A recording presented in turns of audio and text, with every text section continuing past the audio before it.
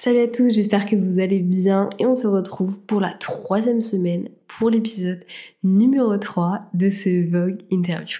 Pour les personnes qui n'ont pas déjà vu l'épisode 1 et l'épisode 2, très concrètement, je réponds aux 75 questions du Vogue Interview remasterisées en version entrepreneur. Si vous avez envie d'écouter l'épisode 1 et l'épisode 2, n'hésitez pas à les retrouver sur la chaîne et toutes les plateformes de podcast. On continue, du coup on en était à la question 31. Du coup, quel est mon jeu de société préféré? Alors j'ai pas réussi à choisir très honnêtement et du coup j'ai mis le Monopoly et le Cluedo. Je suis une grosse fan de Cluedo depuis toujours, très détective, polar vous savez, et forcément le Monopoly, le cash, on est toujours là pour les mêmes raisons. Quel est mon guilty pleasure?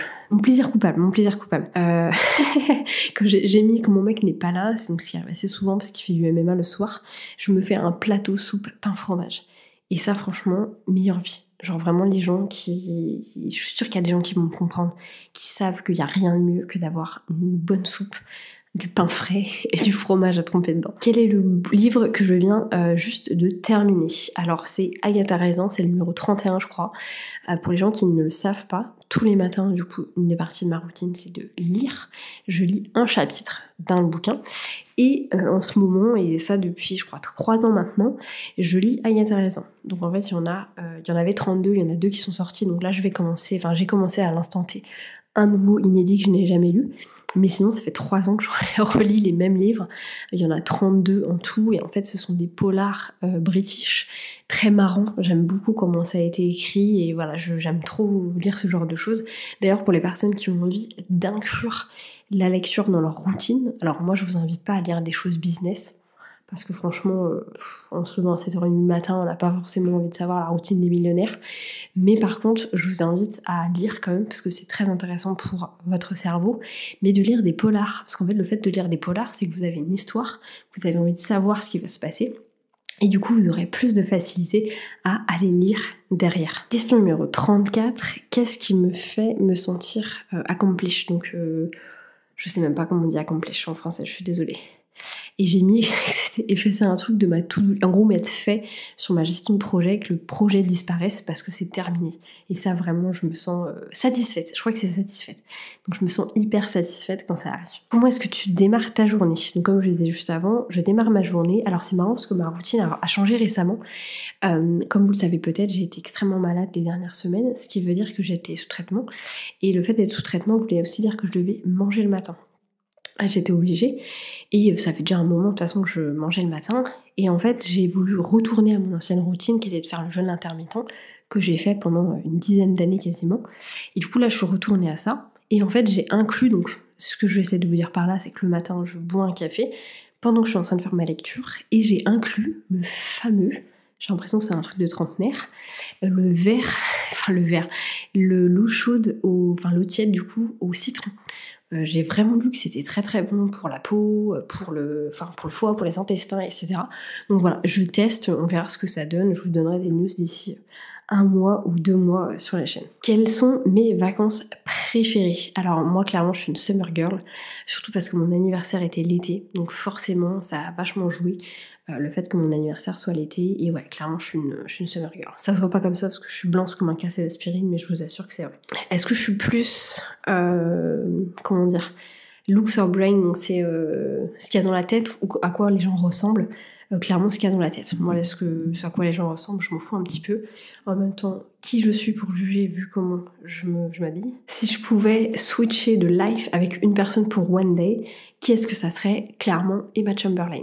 No question. Quelle est la chose que j'aurais voulu essayer, mais que j'ai toujours été trop scared, donc effrayée pour le faire? Réponse, je sais pas, moi je trouve ça normal de dire ça, mais peut-être que vous allez être choqués, mais le LSD, vraiment j'ai toujours été intriguée par ça, genre toujours.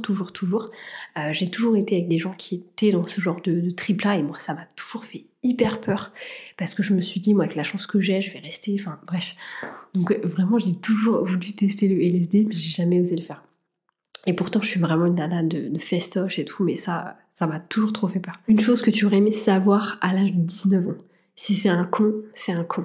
C'est tout. À part ton téléphone et ton portefeuille, qu'est-ce qu'il y a dans ton sac à main? Alors moi j'ai du coup du labello, hein, comme je vous l'ai dit, j'ai des mouchoirs et j'ai mon couteau suisse. Alors pour la petite anecdote, chez moi, tout le monde a un couteau suisse. C'est vraiment le truc, t'as 10 ans, le jour de ton anniversaire, t'as le droit d'aller devant dans la voiture et t'as le droit d'avoir ton couteau suisse. Et en fait, je sais pas, c'est un truc qui je pense m'a marqué. Et en fait, mon père a toujours un couteau sur lui. Toujours, toujours, toujours. Donc quand on doit faire un truc, il a, mais t'inquiète et tout, enfin, il a toujours un couteau sur lui. Et en fait, c'est un truc qui m'a vraiment marqué. Mais genre marqué de chez marqué. Et je me suis dit, mais c'est trop vrai en fait, faut toujours avoir un couteau suisse sur soi. Du coup, j'ai un couteau suisse sur mes clés. Je vais offrir un couteau suisse à mon mec et tout. Enfin, couteau suisse. Si je n'habitais pas en France, où est-ce que j'habiterais concrètement? Soit en Thaïlande, soit à Londres sans doute, soit en Californie, parce que j'aimerais bien tester la Californie. Quand je suis dans un bad mood, est-ce que je préfère qu'on me laisse tranquille ou qu'on me cheer up? Non, moi je préfère qu'on me laisse tranquille. Quelles sont mes meilleures vacances? La Roumanie. Alors ça peut paraître spécial, mais il y a plusieurs années de ça, donc j'étais directrice magasin. Et en fait, la moitié de mon staff était roumain. C'est juste comme ça, en Angleterre, il y a beaucoup de Roumains, de Polonais, etc. Et en fait, du fait de rencontrer tous ces Roumains, je me suis dit, putain, mais leur culture, elle est trop bien, enfin, ils sont trop cool, enfin, vraiment, je passais beaucoup de temps avec ces gens-là, donc j'ai beaucoup commencé à apprécier la culture roumaine. Et on avait, en fait, mon conjoint avait un de ses amis qui vivait en Roumanie à l'époque, parce que je crois que sa mère est roumaine. Et du coup, bref, on s'est dit, bah, pourquoi on n'irait pas en Roumanie, ça peut être cool. Donc bref, on organise tout notre truc, on va 2 semaines en Roumanie. Meilleur voyage, incroyable la Roumanie. Si vous n'êtes jamais allé en Roumanie, c'est trop bien. C'est vraiment, ouais, je sais pas comment expliquer, c'est vraiment Dracula, la Transylvanie, tout ce que vous voulez. Bucarest, c'est vraiment vraiment chouette. Allez-y, franchement, l'été au mois de septembre, c'est génial la Roumanie. Et ça coûte pas si cher que ça. Y a-t-il une ville que tu as toujours rêvé de visiter? Alors visiter, pas forcément, mais aller en fait en vacances, oui, c'est Hawaï. J'ai toujours rêvé d'aller à Hawaï, je sais pas pourquoi, je pense que c'est par rapport aux séries que j'ai pu regarder quand j'étais petite, ce genre de choses, mais clairement Hawaï, c'est sur ma bucket list. Est-ce qu'il y a quelque chose avec lequel tu voyages tout le temps? Oui, des bouchons d'oreilles. J'ai énormément de mal à dormir sans bouchons d'oreilles. Moi, il me faut le noir complet et le silence complet. Quelle est ma favorite food? J'ai mis c'est vraiment, ça se corrèle, hein, mais les pizzas et le pain. Je suis une bouffeuse de pain, c'est incroyable, et vraiment les pizzas, c'est toute ma vie. Quel est mon snack préféré? Voilà, ça se rejoint, mais il y a un pain beurre avec un carreau de chocolat Lindt ou Milka à l'intérieur. Il n'y a rien de meilleur. Quel est un des movies qui te fait pleurer? Roméo et Juliette. J'adore le film Roméo et Juliette. Et d'ailleurs, pour la petite anecdote, j'en profite pour le dire ici, mais j'ai déjà donné les résultats dans tous les cas. J'ai organisé un concours récemment sur mon compte Instagram où il y avait 4 vérités et un mensonge. Une des anecdotes était le fait que j'ai une croix dans le dos par rapport au film Roméo et Juliette. Et bien c'est complètement vrai. L'idée, alors on n'a pas du tout j'ai pas la même croix que lui, c'est le prêtre, mais j'ai une grosse croix dans le dos par rapport à ce film-là. Quand j'ai vu ça, je me suis dit, oh, c'est trop bien, j'ai trop envie d'avoir ça. Et du coup, je me suis fait tatouer une grosse croix dans le dos vis-à-vis de ce film-là. Est-ce que tu es quelqu'un qui est... est-ce que je me confronte aux gens? Et comme j'ai mis, ça dépend beaucoup des gens ou des personnes. Pas du tout, par exemple, avec mes parents. Je n'irai jamais me confronter avec mes parents, je sais pas, j'ai un blocage. Par contre, comme je vous le disais, j'étais quelqu'un de très arrogante quand je travaillais dans le commerce. Donc clairement, dans le commerce, oui, je suis un bélier, entre guillemets. Y a-t-il un talent que tu aurais rêvé d'avoir? Oui, le fait de chanter. J'aurais rêvé savoir chanter. Je sais que ça s'apprend, hein, mais j'aurais rêvé d'avoir une belle voix naturellement. Quel est un de tes exercices favoris? Alors, eux, ils mettent exercice, mais moi j'ai compris ça comme sport, mais concrètement, la musculation. Quel est ton groupe préféré? Alors, je n'ai pas de groupe préféré. Non, je ne crois pas. Par contre, j'ai une chanson préférée. C'est California Dreaming des Mamas and the Papas. Donc, c'est une chanson des années 70. Hein. Mais voilà, c'est ma chanson préférée depuis tous les temps. Quel est le super power que j'aurais aimé avoir? Voler. Très concrètement, voler. Arrêtez de dire très concrètement, si ça serait cool comme power. Y a-t-il quelque chose que tu n'aimerais plus faire dans 10 ans? Du Instagram. Je veux plus être sur Instagram dans 10 ans. Je veux faire autre chose dans 10 ans. Qu'est-ce qui est la chose la plus cute sur la planète? Bah, les bébés, hein, qu'est-ce que je vous dis? Quelle est la plus belle chose qui te soit arrivée cette année? Le fait d'avoir gagné en clarté. J'ai toujours su ce que je voulais faire. J'ai toujours une vision extrêmement détaillée de ce que j'avais envie de faire, encore une fois parce que je suis déterminée, mais cette année j'ai vraiment gagné en clarté sur ce que j'étais capable de faire, ce que j'avais envie de faire, ce qui allait se passer, et surtout cette visibilité que j'arrive à avoir Très très clair. Quel est ton cocktail favori? Alors comme je l'ai expliqué dans l'épisode numéro 1, je ne bois pas d'alcool, j'en bois très très peu, j'en ai pas bu depuis très longtemps, mais à l'époque où l'alcool faisait partie de ma vie, c'était le gin tonic. J'étais une grosse amatrice de gin tonic. Y a-t-il un film qui te fait extrêmement rire? Alors oui, alors c'est pas que j'ai eu du mal à le trouver, mais j'ai voulu trouver vraiment celui qui avait du sens. C'est un très vieux film, parce que c'est un film des années 50, si je dis pas de conneries, qui s'appelle Le Triporteur. Donc la plupart des gens qui vont m'écouter ne connaîtront absolument pas, mais c'est un film qui est sorti quand mon papa était petit.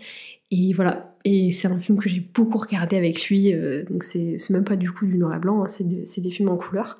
Mais voilà, Le Triporteur, c'est un très très vieux film et c'est extrêmement marrant si vous avez envie de vous taper une barre et que vous aimez bien les vieux films. Qu'est-ce que je mange d'habitude pour le dîner? Alors ça dépend, parce que du coup moi je fais du bashing cooking, donc j'ai des menus qui sont planifiés, etc.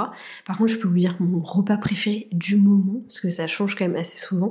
Et en ce moment, je suis très œuf cocotte avec des lardons, du pain beurre. Délicieux. Est-ce que tu crois dans les secondes chances? Alors comme j'ai mis, ça dépend beaucoup. En amitié et en amour, absolument pas.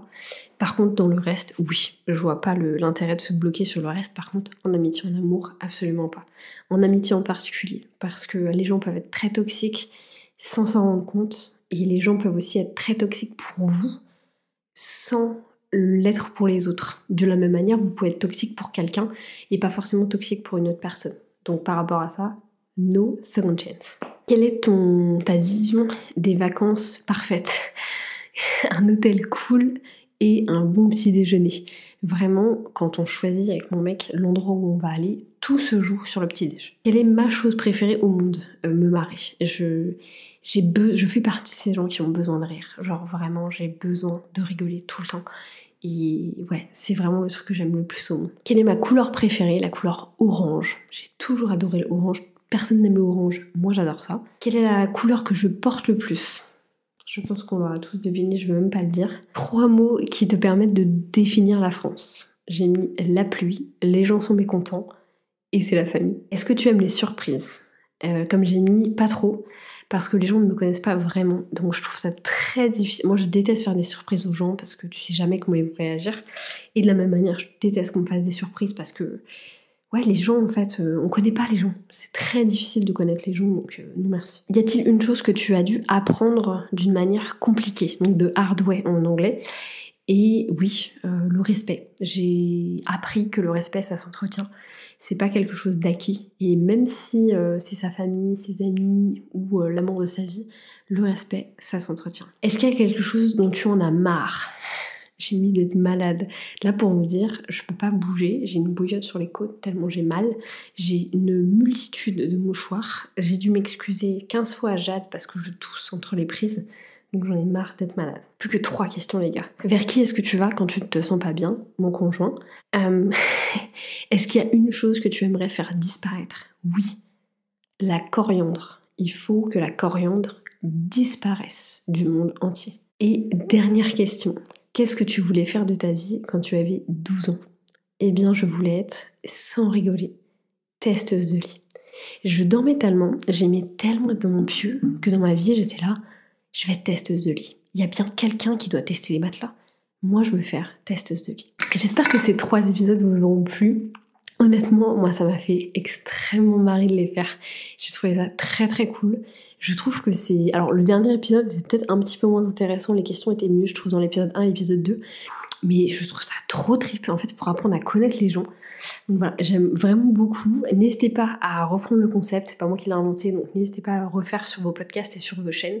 Moi, j'ai trouvé ça très cool. J'espère que ça aura pu vous permettre de me connaître un petit peu mieux, de comprendre un petit peu mieux pourquoi est-ce que j'en suis là aujourd'hui.